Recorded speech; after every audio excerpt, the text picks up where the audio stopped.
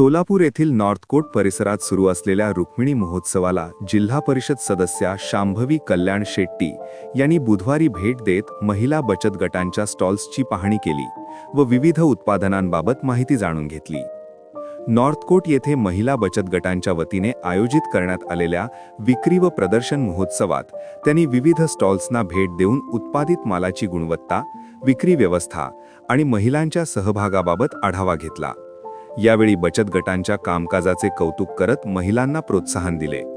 सोलापूर जिल्हा परिषदेच्या अंतर्गत ग्रामीण विकास प्रकल्प आणि उमेद अभियानाच्या माध्यमातून आयोजित करण्यात आलेल्या या रुक्मिणी जत्रेत महिला बचत गटांनी तयार केलेल्या विविध वस्तूंचे प्रदर्शन व विक्री करण्यात येत आहे। पत्रकारांशी संवाद साधताना शांभवी कल्याण शेट्टी यांनी महिला बचत गटांना सक्षम करण्यासाठी बाजारपेठ उपलब्ध करून देणे ही काळाची गरज असल्याचे सांगितले। महिलांच्या आर्थिक उन्नतीसाठी अशा उपक्रमांना सातत्याने पाठबळ देण्याची भूमिका त्यांनी मांडली। दरम्यान जिल्हा परिषद अध्यक्षपदाबाबत सुरू असलेल्या चर्चांवर भाष्य करताना सदस्य म्हणून खूप काही शिकणं आहे, पदाबाबत आपण इच्छुक नसल्याची भावना बोलून दाखवताना त्यांनी पक्ष नेतृत्वावर निष्ठा आणि विश्वास कायम आहे, पण सदस्य म्हणून शिक्षण आणि आरोग्य या विषयांवर विशेष लक्ष केंद्रित करणार असल्याचे त्यांनी स्पष्ट केले। महिला बचत गटांचे बळकटीकरण, ग्रामीण विकास आणि महिलांच्या स्वावलंबनासाठी कटिबद्ध असल्याचेही त्यांनी यावेळी नमूद केले।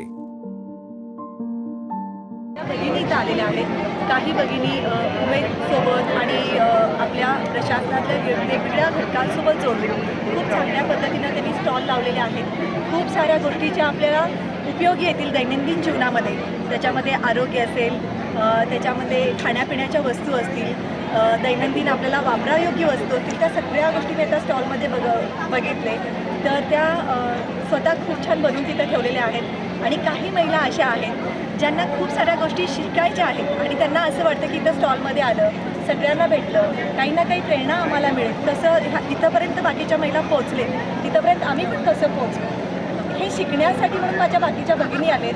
आणि इथं खूप छान तयारी पण ह्या सगळ्या लोकांनी केलेल्या आहेत आणि प्रशासनातले लोक त्यांना लक्ष देत आहेत, सगळ्या पक्षातले लोक त्यांच्याकडे म्हणजे पूर्ण त्यांची काळजी घेत आहेत। एकंदरीत मला खूप छान वाटलं।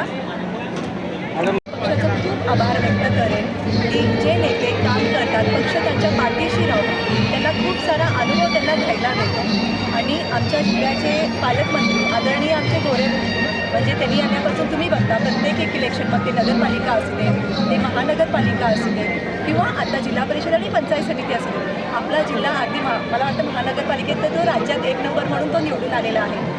आणि आमचे गोरेभाऊ एवढे छान काम करत आहेत, त्यांच्या मार्गदर्शनाखाली सचिन दादा पण तुमचे काम करत आहेत। त्यामुळे असं काहीही नाही आहे, आम्ही पक्षासाठी काम करू आणि पक्ष जे सांगेल तेच काम आम्ही करू। आणि आत्ता आपण बाहेरच्या भौतिक सुविधांना भूलतोय, ॲक्च्युअल शिक्षण काय आहे आपण समजून घेतो। मला वाटतं जिल्हा परिषदेमध्ये आलेले सगळे शिक्षक तर आपण आपलं शासन हे त्यांना मेरिट बघून घेतं, म्हणजे 100% त्यांच्यामध्ये गुणवत्ता असणार आहे।